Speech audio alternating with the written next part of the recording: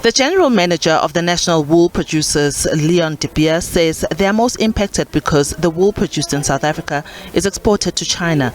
China earlier announced a ban on the import of all cloven-hooved animals and their products from South Africa to China as of the 1st of April 2022. In 2021, China accounted for about 22% of total South African meat exports, and additionally, its share of South African wool imports is over 70%. Didiza says they hope to convince their export market that the South African wool is safe. We have many of our farmers that came through a very serious drought of the last 5 to 6 years. They cannot really afford to not have a proper wool check to survive and get back to their feet. We have 40,000 small-scale wool sheep producers, especially in the Eastern Cape. Most of their clip is exported to China. Their wool and their income is under serious threat, and they will really fall back into poverty again if we cannot manage to open this market. Added to that, there are 35,000 farm workers, many of them whose jobs are at stake, and 4,500 sheep shearers and wool classes will also struggle to find a job if the wool industry is seriously affected by this ban. The CEO of Milk Producers Association, Fanny Ferreira, says dairy farms have not been impacted.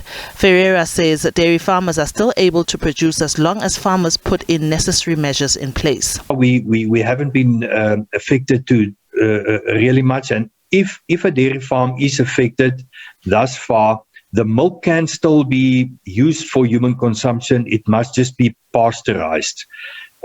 So, as I repeat again, we are lucky this far that we haven't been affected to a large extent. The National Animal Health Forum explains how foot and mouth affects animals.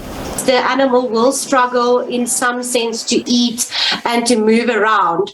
But if the vaccination is administered, it does lessen the viral load that the animal is going through. So that is what the department is doing at this stage. Remember, this is a controlled animal disease, controlled under the Animal Diseases Act 35 of 1984. And therefore, when the government is at this stage setting out on vaccination campaigns, and this suspension of movement is also just assisting in that.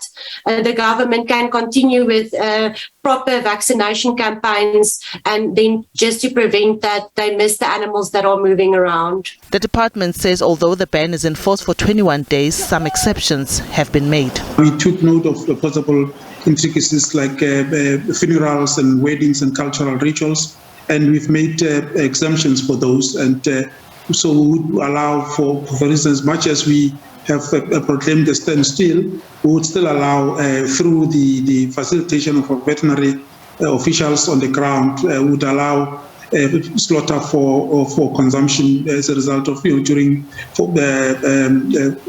cultural events or weddings and funerals.